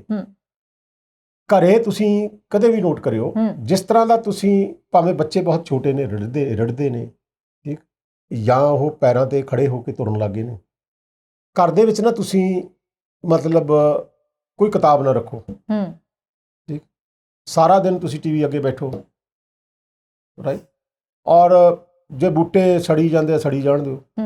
ਇਹ ਸਾਰੇ ਬੱਚੇ ਨਾ ਆਬਜ਼ਰਵ ਕਰਦੇ ਆ, ਉਹਨਾਂ ਦੀ ਮਾਨਸਿਕਤਾ ਤੇ ਉਹੋ ਜਿਹਾ ਪ੍ਰਭਾਵ ਪੈਂਦਾ। ਪਰ ਇੱਕ ਸਰਟਨ ਏਜ ਤੇ ਫਿਰ ਤੁਸੀਂ ਉਹਨਾਂ ਨੂੰ ਕਿਤਾਬਾਂ ਵੱਲ ਨਹੀਂ ਲਾ ਸਕਦੇ ਜੀ। ਮੁੜ ਕੇ ਤੁਸੀਂ ਐਵੇਂ ਚਪੇੜੇ ਮਾਰ ਲੈਂਦੇ, ਪੜ੍ਹਦਾ ਨਹੀਂ ਤੂੰ। ਪਰ ਜਦੋਂ ਸ਼ੁਰੂ ਤੋਂ ਹੀ ਤੁਹਾਡੇ ਘਰ ਦੇ ਵਿੱਚ ਕਿਤਾਬਾਂ ਨੇ, ਬੱਚਿਆਂ ਨੂੰ ਜਨਮ ਦਿਨ ਦੇ ਉੱਪਰ ਫਜ਼ੂਲ ਖਰਚੀ ਕਰਨ ਤੋਂ ਬਗੈਰ ਜੇ ਤੁਸੀਂ ਉਹਨਾਂ ਨੂੰ ਕਿਤਾਬਾਂ ਦਿਓ ਔਰ ਉਹ ਭਾਵੇਂ ਪੜ੍ਹ ਨਹੀਂ ਸਕਦੇ ਪਰ ਉਹਨਾਂ ਦੇ ਵਿੱਚ ਇੰਟਰਸਟ ਪੈਦਾ ਕਰੋ, ਰੰਗਦਾਰ ਤਸਵੀਰਾਂ ਵੇਖਦੇ ਨੇ, ਉਹਨਾਂ ਤੇ ਪ੍ਰਭਾਵ ਪੈਂਦਾ ਹੈ। ਬੱਚੇ ਨੇ ਨਾ ਜਿਹੜੇ ਇਹ ਮਤਲਬ ਪੂਰੀ ਤਰ੍ਹਾਂ ਅਡਲਟ ਹੁੰਦੇ ਆ, ਇਹ ਪ੍ਰੂਵਨ ਫੈਕਟ ਹੈ। ਮੈਂ ਇੱਕ ਯੂਨੀਸੈਫ ਦੀ ਕਾਨਫਰੰਸ ਅਟੈਂਡ ਕੀਤੀ ਸੀ, ਉਹਦੇ 'ਚ ਉਹਨਾਂ ਨੇ ਸਾਨੂੰ ਦੱਸਿਆ ਕਿ ਇੱਕ ਬੱਚਾ ਹੁੰਦਾ ਨਹੀਂ ਬੋਲ ਸਕਦਾ ਪਰ ਉਹ ਫੁੱਲੀ ਅਡਲਟ ਹੁੰਦਾ, ਉਹਦੇ 'ਚ ਸਾਰਾ ਕੁਝ ਉਵੇਂ ਹੁੰਦਾ। ਉਹ ਹਰ ਚੀਜ਼ ਨੂੰ ਉਸੇ ਤਰ੍ਹਾਂ ਹੀ ਪ੍ਰਤੀਕਰਮ ਕਰਦਾ, ਹਰ ਚੀਜ਼ ਦਾ, ਔਰ ਗ੍ਰਹਿਣ ਉਸੇ ਤਰ੍ਹਾਂ ਹੀ ਨੌਲੇਜ ਕਰਦਾ ਜਿਵੇਂ ਆਪਾਂ ਕਰਦੇ ਹਾਂ। ਉਹਨੂੰ ਉਸੇ ਤਰ੍ਹਾਂ ਹੀ ਗੁੱਸਾ ਆਉਂਦਾ ਔਰ ਉਸੇ ਤਰ੍ਹਾਂ ਹੀ ਉਹ ਅਟੈਂਸ਼ਨ ਲੱਭਦਾ, ਪਿਆਰ ਲੱਭਦਾ ਹੈ ਨਾ। ਤਾਂ ਸਾਰੀਆਂ ਗੱਲਾਂ ਹੁੰਦੀਆਂ ਉਹਦੇ 'ਚ, ਪਰ ਇੱਕੋ ਹੀ ਕੰਮ ਹੁੰਦਾ ਵੀ ਉਹ ਐਕਸਪ੍ਰੈਸ ਨਹੀਂ ਕਰ ਸਕਦਾ ਜੀ। ਬੱਚਿਆਂ ਨੂੰ ਜਿਸ ਤਰ੍ਹਾਂ ਦਾ ਤੁਸੀਂ ਮਾਹੌਲ ਦਿਓਗੇ ਉਹ ਉਸ ਮਾਹੌਲ ਨੂੰ ਗ੍ਰਹਿਣ ਕਰਕੇ ਉਸੇ ਤਰ੍ਹਾਂ ਦੀ ਮਾਨਸਿਕਤਾ ਦੇ ਧਾਰਨੀ ਹੋ ਜਾਣਗੇ। ਜੇ ਹਸਬੈਂਡ ਵਾਈਫ ਇੱਕ ਦੂਜੇ ਨਾਲ ਪਿਆਰ ਨਾਲ ਪੇਸ਼ ਆਉਂਦੇ ਨੇ ਹਨਾ, ਤਾਂ ਉਹਨਾਂ ਦੇ ਵਿੱਚ ਪਿਆਰ ਦੀ ਭਾਵਨਾ ਉਤਪੰਨ ਹੋਏਗੀ। ਜੇ ਉਹ ਚਾਂਟੋ ਚਾਂਟੀ ਹੋਈ ਜਾਂਦਾ, ਸਵੇਰੇ ਤੇਰੀ ਮਾਂ ਦੀ ਤੇਰੀ ਭੈਣ ਦੀ ਕਰੀ ਜਾਂਦੇ ਸਵੇਰੇ ਉੱਠ ਕੇ ਨਾ, ਬਹੁਤ ਸਾਰੇ ਹੈਗੇ ਨੇ ਕਿ ਜਿਹੜੇ ਗੰਦੀਆਂ ਗਾਲਾਂ ਵੀ ਕੱਢਦੇ ਨੇ, ਬਿਲਕੁਲ ਜੀ, ਉਹ ਬੱਚਿਆਂ ਤੇ ਉਸ ਤਰ੍ਹਾਂ ਦਾ ਪ੍ਰਭਾਵ ਪੈਂਦਾ। ਹੁਣ ਇਹ ਹੈ ਕਿ ਇਹ ਸਾਈਕਲ ਰੈਲੀ ਨਾਲ ਇਹ ਥੋੜ੍ਹੀ ਬੱਚੇ ਪੜ੍ਹਨ ਲੱਗ ਜਾਣਗੇ, ਬਿਲਕੁਲ, ਜਾਂ ਖੇਡਾਂ ਵੱਲ ਪ੍ਰੇਰਿਤ ਹੋਣਗੇ ਜਾਂ ਨਸ਼ੇ ਛੱਡ, ਜਾਂ ਜਿਨ੍ਹਾਂ ਨੂੰ ਨਸ਼ੇ ਦੀ ਲੱਤ ਲੱਗ ਚੁੱਕੀ ਹੈ ਤੇ ਜਦੋਂ ਉਹਨਾਂ ਨੂੰ ਤੋੜ ਲੱਗੂਗੀ ਤੇ ਉਹਨਾਂ ਨੂੰ ਤੁਹਾਡੀ ਰੈਲੀ ਤਾਂ ਨਹੀਂ ਚੇਤੇ ਆਊਗੀ। ਮੈਂ ਉਹੀ ਗੱਲ ਕਰਦਾ ਕਿ ਤੁਸੀਂ ਉਹ এনवायरमेंट ਕਿਉਂ ਨਹੀਂ ਦੇ ਰਹੇ ਜੀ। ਸਾਰਾ ਪੰਜਾਬ ਤਾਂ ਤੁਸੀਂ ਦੇਖ ਲਓ ਅੰਬੈਸੀਆਂ ਅੱਗੇ ਖੜਾ ਹੁੰਦਾ, ਜਾਂ ਜਿਹੜੇ ਵੀਜ਼ਾ ਕਲੈਕਸ਼ਨ ਸੈਂਟਰ ਨੇ, ਪਾਸਪੋਰਟ ਕਲੈਕਸ਼ਨ ਸੈਂਟਰ ਨੇ, ਉੱਥੇ ਚਲੇ ਜਾਓ, ਤਾਂਤਾ ਲੱਗਿਆ ਹੋਇਆ, ਬਾਇਓਮੈਟ੍ਰਿਕ ਕਰਨ ਵਾਸਤੇ ਲਾਈਨਾਂ ਲੱਗੀਆਂ ਹੋਈਆਂ ਨੇ। ਸਾਰਾ ਪੰਜਾਬ ਬਾਹਰ ਨੂੰ ਤੁਰਿਆ ਜਾ ਰਿਹਾ, ਮਾਹੌਲ ਤੁਸੀਂ ਕੋਈ ਦੇ ਨਹੀਂ ਰਹੇ। ਗਰੀਬ ਬੱਚਿਆਂ ਦੇ ਪੜ੍ਹਨ ਵਾਸਤੇ ਵਿਵਸਥਾ ਕੋਈ ਨਹੀਂ ਗੀ। ਕਾਲਜਾਂ ਦੇ ਵਿੱਚ ਦਿਨ ਬ ਦਿਨ ਨਫਰੀ ਘਟਦੀ ਜਾ ਰਹੀ ਹੈ, ਉਹ ਰੈਲੀਆਂ ਨਾਲ ਪੂਰੀ ਹੋ ਜਾਣੀ। ਬਿਲਕੁਲ, ਇਹ ਸਾਰੀਆਂ ਗੱਲਾਂ ਨੇ। ਔਰ ਦੂਸਰੀ ਪਾਸੇ ਇਹ ਹੈ ਕਿ ਜਿਹੜੀਆਂ ਕਾਲੀਆਂ ਭੇਡਾਂ ਨੇ ਨਾ ਪੁਲਿਸ 'ਚ ਬਹੁਤ ਗਿਣਤੀ ਦੇ ਵਿੱਚ, ਇਹ ਨਸ਼ੇ ਉਹਨਾਂ ਕਾਰਨ ਵਿਕਦੇ ਨੇ। ਔਰ ਤੁਸੀਂ ਹੁਣ ਦੇਖੋ ਵੀ ਆਹ ਹੋਇਆ, ਪੁਲਿਸ ਮੁਲਾਜ਼ਮਾਂ ਨੇ ਛੱਡਤੇ ਮੁਲਜ਼ਮ, ਔਰ ਮੁਲਜ਼ਮਾਂ ਨੂੰ ਉਹਨਾਂ ਦੀ ਜਾਣਕਾਰੀ ਦਿੱਤੀ ਜਿਨ੍ਹਾਂ ਨੇ ਪੁਲਿਸ ਨੂੰ ਖਬਰ ਕੀਤੀ ਕਿ ਇਹ ਨਸ਼ਾ ਵੇਚਦੇ ਨੇ, ਔਰ ਉਹ ਜਾ ਕੇ ਉਹਨਾਂ ਦਾ ਕੁਟਾਪਾ ਕਰਿਆ। ਤੇ ਸਾਰਾ ਥਾਣਾ ਡਿਸਮਿਸ ਕਿਉਂ ਨਹੀਂ ਕੀਤਾ ਹੁਣ ਤੱਕ? ਜੀ ਬਿਲਕੁਲ ਬਿਲਕੁਲ। ਗੱਲਾਂ ਤਾਂ ਤੁਸੀਂ ਕਰਦੇ ਹੋ ਇਨਕਲਾਬ ਦੀਆਂ। ਜੀ, ਇਨਕਲਾਬ ਕੋਈ ਨਾਰਾ ਮਾਰਨ ਵਾਲਾ ਇਨਕਲਾਬ ਤਾਂ ਨਹੀਂ ਆ ਜਾਂਦਾ। ਬਿਲਕੁਲ। ਔਰ ਇਸ ਘਟਨਾ ਤੋਂ ਬਾਅਦ ਆਪਾਂ ਇਹ ਵੀ ਕਹਿ ਸਕਦੇ ਹਾਂ ਕਿ ਜਿਹੜੇ ਹੈਲਪਲਾਈਨ ਨੰਬਰ ਜਾਰੀ ਕੀਤੇ ਗਏ ਨੇ, ਇੱਕ ਮਾਤਰ ਫਾਰਮੈਲਿਟੀ ਕੀਤੀ ਗਈ ਹੈ ਔਰ ਇੱਕ ਸਰਕਲ ਚੱਲਦਾ ਪਿਆ। ਜੇਕਰ ਹੈਲਪਲਾਈਨ ਨੰਬਰ ਤੇ ਕਾਲ ਜਾਂਦੀ ਪਈ ਹੈ, ਉਸ ਕਾਲ ਦੇ ਉੱਤੇ ਤੁਸੀਂ ਕੰਮ ਵੀ ਕਰਦੇ ਪਏ ਹੋ, ਪਰ ਉਹ ਕੰਮ ਦਾ ਰਿਜ਼ਲਟ ਕੀ ਮਿਲਦਾ ਪਿਆ? ਤੁਸੀਂ ਮੈਨੂੰ ਆਏ ਦੱਸੋ, ਰੇਤਾ ਸਸਤਾ ਹੋ ਗਿਆ? ਬਿਲਕੁਲ ਵੀ ਨਹੀਂ। ਇਹ ਜਿਹੜੀਆਂ ਗੱਲਾਂ ਕਰਦੇ ਨੇ ਨਾ, ਇਹ ਹਵਾਈ ਗੱਲਾਂ ਨੇ ਸਾਰੀਆਂ। ਜੀ, ਹੋਣਾ ਕੱਖ ਨਹੀਂਗਾ। ਬਿਲਕੁਲ। ਤੇ ਜੇਕਰ ਇੱਕ ਪਰਿਵਾਰ ਦੇ ਉੱਤੇ ਹੁਣ ਇਹੋ ਜਿਹੀ ਘਟਨਾ ਵਾਪਰੀ ਕਿ ਉਹਨਾਂ ਨੂੰ ਮਾਰਿਆ ਕੁੱਟਿਆ ਗਿਆ, ਇਹ ਖਬਰ ਸੁਣਨ ਤੋਂ ਬਾਅਦ ਬਾਕੀ ਦੇ ਜਿਹੜੇ 20 ਪਰਿਵਾਰ ਨੇ, ਕੀ ਉਹ ਅੱਗੇ ਹੋ ਕੇ ਕਦੀ ਕਾਲ ਕਰਨਗੇ? ਮਾਰਿਆ ਕੁਝ ਵੀ ਕਰ ਸਕਦੇ ਸੀ। ਜੀ ਬਿਲਕੁਲ। ਮਤਲਬ ਜਿਹੜੇ ਇਹ ਜੇ ਜਰਾਇਮ ਪੇਸ਼ਾ ਲੋਕ ਨੇ, ਉਹ ਤਾਂ ਮਾਰ ਵੀ ਸਕਦੇ ਨੇ ਕਿਸੇ ਨਾ ਕਿਸੇ ਨੂੰ। ਪਰ ਗੱਲ ਇਹ ਹੈ ਕਿ ਪੁਲਿਸ ਜਦੋਂ ਇਹਨਾਂ ਦੀ ਪੁਸ਼ਤ ਪਨਾਹੀ ਕਰਦੀ ਹੈ ਤਾਂ ਉਹ ਸਾਰੇ ਥਾਣੇ ਨੂੰ ਸਸਪੈਂਡ ਡਿਸਮਿਸ ਕੀਤਾ ਜਾਣਾ ਚਾਹੀਦਾ, ਔਰ ਨਹੀਂ ਕੀਤਾ। ਫਿਰ ਇਸ ਹੈਲਪਲਾਈਨ ਦਾ ਫਾਇਦਾ ਕੀ ਹੈ? ਫਿਰ ਅਜੇ ਤੱਕ ਮਤਲਬ ਇਹ ਹੈਲਪਲਾਈਨ ਆ, ਮਾਈਨਿੰਗ ਦੀ ਹੈਲਪਲਾਈਨ ਆ, ਫਲਾਨੀ ਹੈਲਪਲਾਈਨ ਆ, ਧਮਕੀ ਹੈਲਪਲਾਈਨ ਆ, ਮਤਲਬ 36 ਕਿਸਮ ਦੇ ਤੁਸੀਂ ਬਿਆਨ ਕਰ ਦੇਤੇ ਆ ਕਿ ਜੀ ਹੁਣ ਮੁੱਖ ਮੰਤਰੀ ਦਾ ਦਫ਼ਤਰ ਬਣੂਗਾ ਹਰ ਜ਼ਿਲ੍ਹੇ ਦੇ ਵਿੱਚ, ਉੱਥੇ ਦਫ਼ਤਰ 'ਚ ਬੈਠਾ ਕਰੂਗਾ। ਮਤਲਬ ਆਪਾ ਵਿਰੋਧੀ ਤੁਸੀਂ ਚੌਥੇ ਦਿਨ ਬਿਆਨ ਦੇਈ ਜਾਂਦੇ, ਸਵੇਰੇ ਉੱਠ ਕੇ ਕੋਈ ਨਾ ਕੋਈ ਬਿਆਨ ਦੇਣ ਲੱਗ ਜਾਂਦੇ। ਗੱਲ ਬਿਆਨਾਂ ਨਾਲ ਨਹੀਂ ਹੋਣੀ, ਜ਼ਮੀਨੀ ਪੱਧਰ ਤੇ ਜਿੰਨੀ ਦੇਰ ਤੁਸੀਂ ਕੁਝ ਕਰਦੇ ਨਹੀਂ, ਲੋਕਾਂ ਨੂੰ ਆਪਣੇ ਆਪ ਅਹਿਸਾਸ ਹੋ ਜਾਊਗਾ। ਜੇ ਕੁਝ ਬਣੂਗਾ ਉਹਨਾਂ ਨੂੰ ਪਤਾ ਲੱਗ ਜਾਊਗਾ, ਜੇ ਕਿਤੇ ਮੈਡੀਕਲ ਕਾਲਜ ਬਣੂਗਾ ਪਤਾ ਲੱਗ ਜਾਊਗਾ। ਵੱਡੇ ਵੱਡੇ ਇਸ਼ਤਿਹਾਰ ਦੇਣ ਦੀ ਲੋੜ ਕੀ ਹੈ? ਇੱਥੋਂ ਤੱਕ ਕਿ ਹੁਣ ਇਹ ਵੀ ਇਸ਼ਤਿਹਾਰ ਦਿੱਤਾ ਗਿਆ ਕਿ 15 ਅਗਸਤ ਵਾਲੇ ਦਿਨ ਪੰਜਾਬ ਦੇ ਵਿੱਚ ਪਹਿਲਾ ਮੁਹੱਲਾ ਕਲੀਨਿਕ ਜਿਹੜਾ ਉਹ ਖੋਲਿਆ ਜਾਊਗਾ। ਇਹ ਵੀ ਡਰਾਮਾ। ਮੁਹੱਲਾ ਕਲੀਨਿਕ ਜਿਹੜੇ ਪਹਿਲਾਂ ਸੇਵਾ ਕੇਂਦਰ ਨੇ, ਤੁਸੀਂ ਉਹਨਾਂ ਨੂੰ ਸੁਧਾਰ ਲਓ, ਸਿਹਤ ਕੇਂਦਰ ਨੇ, ਉਹਨਾਂ ਨੂੰ ਮਾੜਾ ਮੋਟਾ ਮੋਲਡ ਕਰਨਗੇ ਤਾਂ ਫਿਰ ਤੁਸੀਂ ਦੇਖੋ। ਇਹ ਬਿਆਨ ਆਇਆ ਕਿ ਇੱਕ ਮੁਹੱਲਾ ਕਲੀਨਿਕ ਦੇ ਨਾਲ ਇੱਕ ਕਲਸਟਰ ਹੋ ਗਿਆ 6 ਪਿੰਡਾਂ ਦਾ। 6 ਪਿੰਡ ਦਾ ਇੱਕ ਮੁਹੱਲਾ ਕਲੀਨਿਕ ਰਿਪਰੈਜ਼ੈਂਟ ਕਰੇਗਾ। 117 ਵਿਧਾਨ ਸਭਾ ਹਲਕਿਆਂ 'ਚ 117 ਮੁਹੱਲਾ ਕਲੀਨਿਕ ਬਣਨਗੇ ਤੇ ਬਾਕੀ ਪਿੰਡਾਂ ਦੇ ਲੋਕ ਕੀ ਕਰਿਆ ਕਰਨਗੇ? ਡੰਡੇ ਵਜਾਇਆ ਕਰਨਗੇ। ਉਹ ਗੱਲਾਂ ਇਹੋ ਜਿਹੀਆਂ ਕੀਤੀਆਂ ਜਾ ਰਹੀਆਂ ਨੇ ਜਿਨ੍ਹਾਂ ਦਾ ਕਿ ਮਤਲਬ ਜ਼ਮੀਨੀ ਪੱਧਰ ਤੇ ਅਮਲੀ ਰੂਪ ਦੇ ਵਿੱਚ ਕੋਈ ਵੀ ਮਾਇਨਾ ਨਹੀਂ ਹੈ। ਤੁਸੀਂ ਗੱਲਾਂ ਤਾਂ ਮਤਲਬ ਹਰ ਰੋਜ਼ ਭਗਵੰਤ ਮਾਨ ਜੀ ਦਾ ਕੋਈ ਨਾ ਕੋਈ ਬਿਆਨ ਆ ਜਾਂਦਾ, ਇੱਥੋਂ ਤੱਕ ਇਸ਼ਤਿਹਾਰ ਆ ਜਾਂਦਾ ਦੂਜੇ ਤੀਜੇ ਦਿਨ। ਤੁਸੀਂ ਚੁੱਪ ਕਰਕੇ ਕੰਮ ਕਰੋ। ਤੁਹਾਡੇ ਕੰਮ ਬੋਲਣੇ ਚਾਹੀਦੇ ਨੇ। Actions speak louder then words. ਬਿਲਕੁਲ। ਤੁਸੀਂ ਜੇ ਕੁਝ ਕਰੋਗੇ ਨਹੀਂ, ਭਾਸ਼ਣ ਹੀ ਦੇਈ ਜਾਓਗੇ। ਹੋਰ ਇੱਕ ਰਾਤ ਨੂੰ ਭਾਸ਼ਣ ਤਿਆਰ ਕਰਵਾ ਲੈਂਦੇ, ਕਿਸੇ ਨੂੰ ਕਹਿ ਕੇ ਦੂਜੇ ਦਿਨ ਦੇ ਲੈਂਦੇ। ਹੁਣ ਇਹੋ ਜਿਹੇ ਡਰਾਮੇ ਜਿਹੜੇ ਰੈਲੀਆਂ ਰੂਲੀਆਂ ਕਰਨ ਵਾਲੇ, ਸਾਈਕਲ ਰੈਲੀਆਂ ਕਰ ਲਈਆਂ, ਮੋਮਬੱਤੀ ਮਾਰਚ ਕੱਢ ਲਿਆ। ਕਦੇ ਮੋਮਬੱਤੀ ਮਾਰਚ ਕੱਢ ਕੇ ਤੁਸੀਂ ਕਿਸੇ ਦੇ ਦੁੱਖ 'ਚ ਸ਼ਰੀਕ ਹੋ ਸਕਦੇ? ਬਿਲਕੁਲ ਵੀ ਨਹੀਂ। ਔਰ ਸਾਈਕਲ ਰੈਲੀ ਦੇ ਨਾਲ ਨਸ਼ਾ ਕਿੱਦਾਂ ਖਤਮ ਹੋ ਸਕਦਾ? ਇਹ ਬੜਾ ਵੱਡਾ ਸਵਾਲ ਹੈ। ਇੱਕ ਪਾਸੇ ਤਾਂ ਸਾਈਕਲ ਰੈਲੀ ਕੱਢੀ ਜਾ ਰਹੀ ਹੈ, ਦੂਜੇ ਪਾਸੇ ਖਬਰ ਆਈ ਹੈ ਜੀ ਮੁਕਤਸਰ ਸਾਹਿਬ ਦੇ ਨੇੜੇ ਇੱਕ ਪਿੰਡ ਹੈ ਜਿਹੜਾ ਸ਼ੇਰੇਵਾਲਾ, ਉਹਦੇ ਵਿੱਚ 6 ਭੈਣਾਂ ਦਾ ਇੱਕ ਭਰਾ ਨਸ਼ੇ ਦੀ ਓਵਰਡੋਜ਼ ਦੇ ਨਾਲ ਮਰ ਗਿਆ। ਦੂਜੇ ਪਾਸੇ ਨਸ਼ੇ ਦੀ ਵੱਧ ਡੋਜ਼ ਲੈਣ ਦੇ ਨਾਲ ਇੱਕ ਜਿਹੜਾ ਟੇਲਰ ਮਾਸਟਰ ਹੈ ਉਹਦੀ ਜਾਨ ਚਲੀ ਗਈ ਹੈ। ਇਸੇ ਤਰ੍ਹਾਂ ਦੀਆਂ ਖਬਰਾਂ ਹਰ ਰੋਜ਼ ਅਖਬਾਰ ਜਿਹੜਾ ਭਰਿਆ ਆਉਂਦਾ ਹੈ। ਪਰ ਨਸ਼ਾ ਕਿਵੇਂ ਪੰਜਾਬ 'ਚ ਖਤਮ ਹੋਊਗਾ? ਜਿੰਨੀ ਦੇਰ ਤੱਕ ਪੁਲਿਸ ਅੰਦਰਲੀਆਂ ਕਾਲੀਆਂ ਭੇਡਾਂ ਨੂੰ ਡਿਸਮਿਸ ਕਰਕੇ ਘਰੇ ਨਹੀਂ ਤੋਰਿਆ ਜਾਂਦਾ, ਜਿਹੜੇ ਨਸ਼ਾ ਵਿਕਵਾਉਂਦੇ ਨੇ ਇਹਨਾਂ ਨੂੰ ਸਭ ਪਤਾ ਹੁੰਦਾ ਹੈ। ਸ਼ੇਰਸ਼ਾਹ ਸੂਰੀ ਨੇ ਇਹ ਕੀਤਾ ਸੀਗਾ ਕਿ ਜਦੋਂ ਉਹਨੇ ਇਹ ਹੁਕਮ ਜਾਰੀ ਕੀਤਾ ਕਿ ਜਿੱਥੇ ਕਿਤੇ ਕੋਈ ਇਸ ਤਰ੍ਹਾਂ ਦੀ ਵਾਰਦਾਤ ਹੋਈ ਗੈਰ ਕਾਨੂੰਨੀ, ਤੇ ਮੈਂ ਉਸ ਕੋਤਵਾਲ ਨੂੰ ਫਾਹੇ ਲਾ ਦੂੰਗਾ। ਔਰ ਉਹਨੇ ਫਿਰ ਮਤਲਬ ਸ਼ਹਿਰ ਦੇ ਦਰਵਾਜ਼ਿਆਂ ਦੇ ਉੱਤੇ ਪੁੱਠੇ ਟੰਗਤੇ ਸੀਗੇ ਮਾਰ ਕੇ, ਢਿੱਲਾਂ ਕਾਵਾਂ ਖਾਂਦੀਆਂ ਸੀ। ਅੱਛਾ। ਔਰ ਉਸ ਤੋਂ ਬਾਅਦ ਸਬਕ ਇਹ ਮਿਲਿਆ ਕਿ ਕੋਈ ਵੀ ਮਤਲਬ ਜਿਹੜਾ ਸੀ ਗੈਰ ਕਾਨੂੰਨੀ ਕੰਮ ਕਿਤੇ ਨਹੀਂ ਹੋਇਆ। ਔਰ ਉਹ 5 ਸਾਲ ਦੇ ਰਾਜ ਦੇ ਵਿੱਚ ਉਸਨੇ ਇੱਕ ਤਰ੍ਹਾਂ ਨਾਲ ਸਤਿਯੁਗ ਵਰਤਾਤਾ ਸੀ ਜੀ, ਕਿ ਕੋਈ ਗੈਰ ਕਾਨੂੰਨੀ ਧੰਦਾ ਹੋਇਆ ਹੀ ਨਹੀਂ, ਕਿਉਂਕਿ ਪੁਲਿਸ ਵਾਲਿਆਂ ਨੂੰ ਕੰਨ ਹੋ ਗਏ ਔਰ ਉਹਨਾਂ ਨੇ ਜਿਹੜੇ ਜਰਾਇਮ ਪੇਸ਼ਾ ਲੋਕ ਸੀ ਉਹਨਾਂ ਨੂੰ ਫੜਨੇ ਸ਼ੁਰੂ ਕਰਤੇ, ਸਜ਼ਾਵਾਂ ਦੇਣ ਲੱਗ ਗਏ। ਔਰ ਉਹ ਡਰ ਇੰਨਾ ਪੈ ਗਿਆ, ਸਜ਼ਾਵਾਂ ਵੀ ਇਸ ਤਰ੍ਹਾਂ ਦੀਆਂ ਹੁੰਦੀਆਂ ਸੀਗੀਆਂ ਜਿਹੜੀਆਂ ਕਿ ਮਤਲਬ ਕਿਸੇ ਦੇ ਹੱਥ ਵੜਤੇ ਤੇ ਕਿਸੇ ਨੂੰ ਗੱਡੀ ਚਾੜਤਾ, ਤਾਂ ਡਰ ਪੈਦਾ ਹੋ ਗਿਆ। ਜਿੰਨੀ ਦੇਰ ਤੱਕ ਕਾਨੂੰਨ ਦਾ ਡਰ ਨਹੀਂ ਪੈਦਾ ਹੁੰਦਾ, ਉਨੀ ਦੇਰ ਤੱਕ ਜੁਰਮ ਨਹੀਂ ਰੁਕ ਸਕਦਾ। ਔਰ ਸਾਈਕਲ ਰੈਲੀ ਕੱਢਣਾ ਇੱਕ ਮਾਤਰ ਲੋਕਾਂ ਨੂੰ ਗੁੰਮਰਾਹ ਕਰਨ ਦਾ ਨਵਾਂ ਪੈਂਤੜਾ ਹੈ। ਵੇਸਟੇਜ ਆਫ ਟਾਈਮ ਜੀ, ਬਿਲਕੁਲ। ਇਹਦੇ ਨਾਲ ਇੱਕ ਅਗਲੀ ਖਬਰ ਦੇ ਉੱਤੇ ਸਰ ਝਾਤ ਪਾਵਾਂਗੇ। ਪਿਛਲੀ ਸਰਕਾਰ ਆਪਾਂ ਕਵਾਂਗੇ ਕਿ ਕਾਂਗਰਸ ਦੀ ਸਰਕਾਰ ਦੇ ਵੇਲੇ ਕੈਪਟਨ ਅਮਰਿੰਦਰ ਸਿੰਘ ਹੋਣਾ ਨੇ ਇੱਕ ਔਰਤਾਂ ਨੂੰ ਇੱਕ ਤੋਹਫਾ ਦਿੱਤਾ ਸੀ। ਤੋਹਫਾ ਸੀ ਕਿ ਔਰਤਾਂ ਦਾ ਪੰਜਾਬ ਦੇ ਵਿੱਚ ਸਰਕਾਰੀ ਬੱਸਾਂ ਦੇ ਵਿੱਚ ਸਫ਼ਰ ਜਿਹੜਾ ਮੁਫਤ ਰਹੇਗਾ। ਪਰ ਜਦੋਂ ਆਮ ਆਦਮੀ ਪਾਰਟੀ ਆਈ ਤੇ ਇਹਨਾਂ ਨੇ ਇਹ ਜਿਹੜਾ ਹੈ ਇਹਨੂੰ ਕੰਟੀਨਿਊ ਰੱਖਣ ਦੀ ਗੱਲ ਕੀਤੀ ਸੀ ਕਿ ਇਦਾਂ ਹੀ ਚੱਲਦਾ ਰਹੇਗਾ, ਇਹ ਜਿਹੜਾ ਵਾਪਸ ਨਹੀਂ ਲਿਆ ਜਾਊਗਾ। ਪਰ ਹੁਣ 1 ਜੂਨ ਤੋਂ ਕਿਹਾ ਜਾ ਰਿਹਾ ਹੈ ਕਿ ਔਰਤਾਂ ਦਾ ਸਰਕਾਰੀ ਬੱਸਾਂ ਦੇ ਵਿੱਚ ਸਫ਼ਰ ਜਿਹੜਾ ਹੈ 1 ਜੂਨ ਤੋਂ ਬੰਦ ਹੋ ਜਾਏਗਾ। ਕੀ ਕਾਰਨ ਲੱਗਦਾ? ਬੜੀਆਂ ਔਰਤਾਂ ਨਾਰਾਜ਼ ਨੇ, ਖਾਸ ਕਰਕੇ ਜਿਹੜੀਆਂ ਵਿਚਾਰੀਆਂ ਗਰੀਬ ਤਬਕੇ ਨਾਲ ਤਾਲੁਕ ਰੱਖਦੀਆਂ ਨੇ, ਉਹ ਲੋਕ ਜਿਹੜੇ ਮਤਲਬ ਮਿਹਨਤ ਮਜ਼ਦੂਰੀ ਕਰਕੇ ਆਪਣਾ ਪੇਟ ਪਾਲਦੇ ਨੇ, ਉਹਨਾਂ ਨੂੰ ਇਸ ਦਾ ਜ਼ਿਆਦਾ ਸੈਟਬੈਕ ਹੈ।